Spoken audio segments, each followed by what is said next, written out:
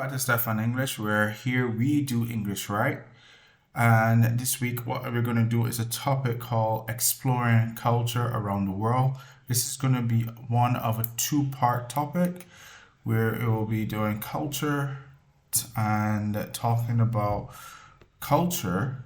First one, exploring culture around the world. And then secondly, which I will do in a later video, will be traditions in Poland are different from the world. So this is what we will be doing today. So guys, if you guys get value out of this video, enjoy it. Please like, share, subscribe, and send this to your friend. If you think that they can learn anything, new words, anything like that, develop their vocabulary, or in the future just want to have a conversation with me with these topics, we can all do that. So let's get on to it. This one, we're just going to have the reading and then vocabulary afterwards. Instead of going through my little conversation afterwards, I will put that in my next video. But here we are just going to go through the reading. So I will start here. Exploring culture around the world. Culture is a word that refers to the way people live. It includes their language, food, clothing, traditions, and beliefs. Every country has its own culture, and even different regions in a country may have different customs. Learning about our cultures help us understand the world better and appreciate the differences between people. One way to explore culture is through food. Every country has traditional dishes that represent their culture. For example, Italy is famous for its pasta and pizza, while in Japan, sushi is a common dish. In Mexico, people enjoy tacos and other spicy foods. Food is a way for people to connect with their culture and share it with others.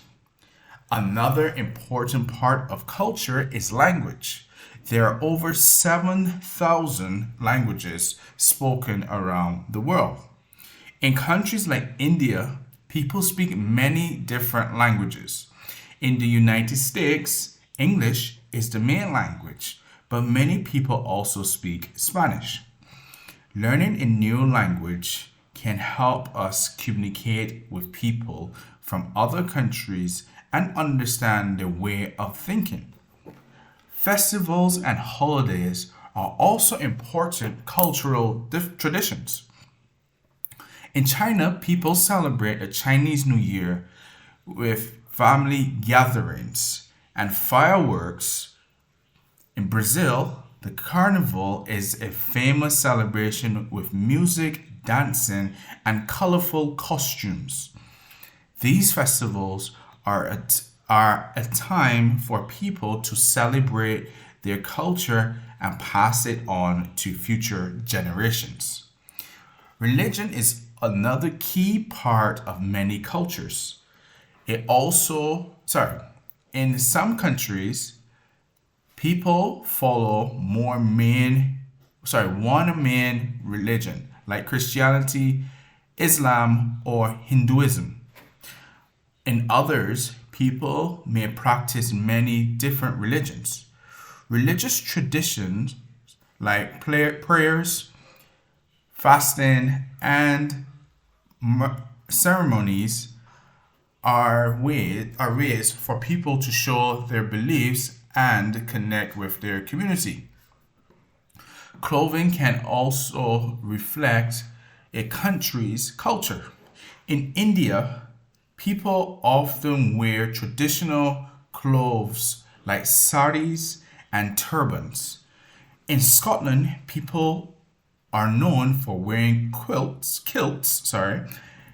Clothing can show what is important in a culture, such as religion, weather, or social status. Music and art are universal forms of cultural expressions. In Spain, the flamenco dance is a popular form of art. While in West Africa, drumming and dancing are traditional, people express their culture through music, painting, and sculptures. These form of art help keep traditions alive and teach others about a culture's history. Finally, travel is a great way to experience different cultures firsthand. When we visit another country, we can try new foods, learn about local customs, and meet people who live differently from us. Traveling helps us become more open minded and respectful to other cultures. All right, so that would be the end of this reading here about culture and exploring culture around the world. So now let's go through some vocabulary here that of some words that you may not or may not have heard before. And so let's start here at the first one, custom. Custom, this is a traditional way of doing something. So if I go back to the reading here where it talks about customs, so every country has its own culture, and even different regions in a country can have unique customs. So here, every region can have a traditional way of doing something. So here's an example. In Japan, it is a custom to remove your shoes before entering the house. So this tells me that if you walk inside of a person's house in Japan with your shoes, I hope it sounds like you're being rude if you do that. All right. For lack of a better word, being rude. All right. Next one, appreciate. To understand the value of something. So let's go back here where it talks about appreciating something. So it says learning about other cultures helps us understand the world better and appreciate the differences between people. So it's basically saying that it helps us understand the value of something, understand the differences basically of other people's traditions. All right, a dish here is a type of food prepared in a particular way. So, for example, Japanese dish would be sushi. All right, spicy, having a strong flavor, often from hot peppers. Example, many Mexican dishes are spicy. Boy, they are. All right, communicate, to share information or express ideas. Example, learning a new language helps us communicate with people from different countries. It does, really does. Especially saying that I'm here living in Poland now, and my language that I speak in my whole life is English. Coming to this country where the first language is Polish, it can be a little bit difficult speaking with people because you don't know the language. All right. Celebration, a special event or occasion to honor something. Now, with this word here, the word honor is pronounced honor. I know it has an H, but this H is normally silent. So you pronounce it as honor instead of honor. All right, so honor. So a special event or occasion to honor something. All right, religion is the next one. A system of beliefs about about the nature of the universe, often involving worship. So Christianity, Islam, and Hinduism would be religions. So as it says, a system of belief. In Christianity, they believe in Jesus Christ and God, while other religions, for example, Islam believes in Muhammad. All right. So people of different religions celebrate different holidays. So, for example, in the Christian religion, we all celebrate Christmas, right? So that will be religion there. Tradition, a belief or practice passed down from one generation to the next. So it's a tradition in some countries to have a big family dinner on special holidays. And I think you guys can think of at least one special holiday where this will happen. Starting with Christmas. Christmas, that is normally what we would do. Actually, since I've moved to Poland, I've seen, and we will touch on this in the next video as well, where in other countries I've lived in I lived in America, lived in Barbados, and lived in England as well, and we all celebrate Christmas on the same day, on December 25th. But moving to Poland, they celebrate something called Vigilia, which is on the 24th of December, and it's basically like the Christmas of that we would have in more Western countries. So it was a big shock when I saw that their tradition is that they celebrate Christmas basically on the 24th. Well, most other countries will celebrate it on the 25th. All right. So that will be a tradition, right? Reflect, to show or represent something. Example, traditional clothing often reflects the history and values of a culture. So this is, if I think about it, like for example, traditional clothes in maybe an Arabic culture or Hindu and Indian culture, they usually wear traditional clothes. Even in normal culture, not normal cultures, in Christian cultures, they will wear traditional things. It's like you are deciding to wear a suit because you work in an office. So it shows something, or it reflects something there, right? Expressions, a way of showing thoughts or emotions. Example, music is a form of cultural expressions in many countries. Open-minded, willing to accept new ideas and experiences. Traveling makes people more open-minded about different cultures. Fasting, not eating food for a certain period, often for religious reasons. So, fasting is a part of many religions traditions like Ramadan. All right. So here are some words that we would have found in this reading above that if you did not know now, I hope you understand what they are. Now, let's go here to this word here, sculpture. Sculpture is a form of art that someone has created.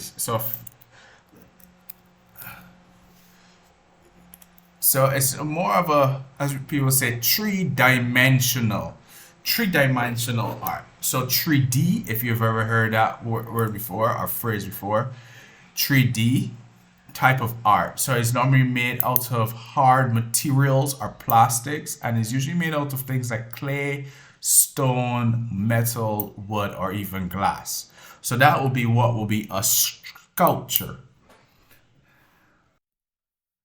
Next, I have family gatherings. Now, this word gathering, which might not be familiar to you, this is just basically talking about things coming together. Things coming together or people coming together.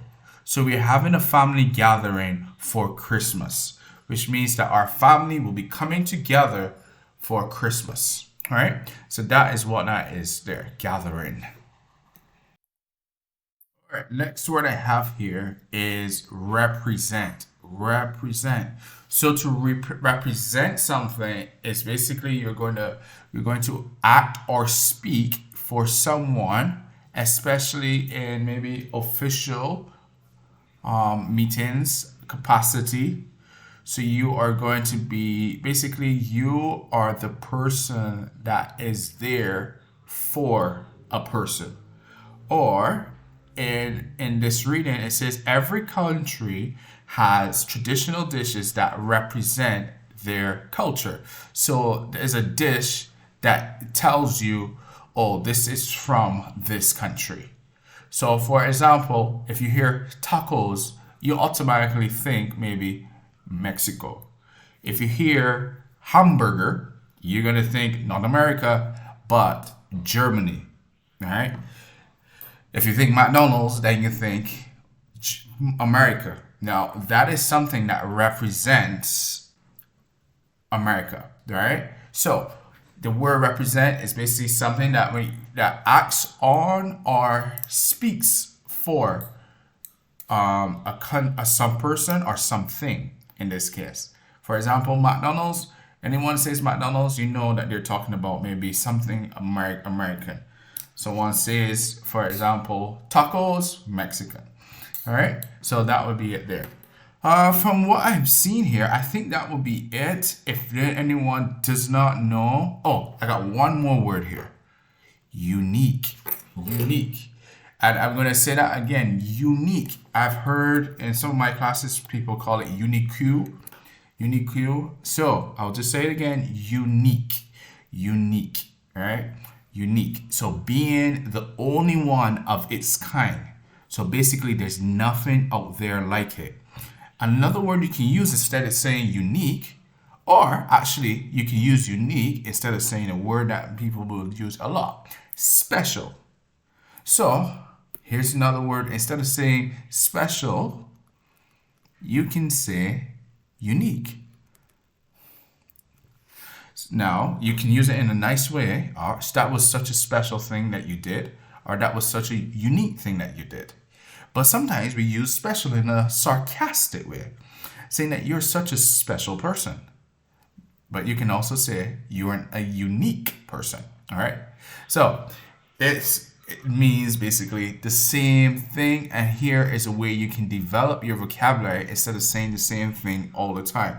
So this is special, this is special, this is special. You can say this is special. And this one here is also unique. All right. So I think this will be where I will stop here for today on this part of the culture classes that I'll be doing right now. I think we will have about 2 to 3 parts of this. Next video that I do on culture will be the part where I will go through our conversation class that I normally do at the end of the video. But saying that we're finished here for today, guys, if you have learned anything, you can slow down the video, go back to the video, see some of the words. I hope that I have explained them well for any and everybody. And if you did get value out of this video, like, subscribe, and share. Definitely share this with your friends. Maybe help someone with this. May help them with their English or develop their English. And I will hopefully see you guys in the next one. Stefan out, and thank you for joining us. We're here at Stefan English. We try to do English right.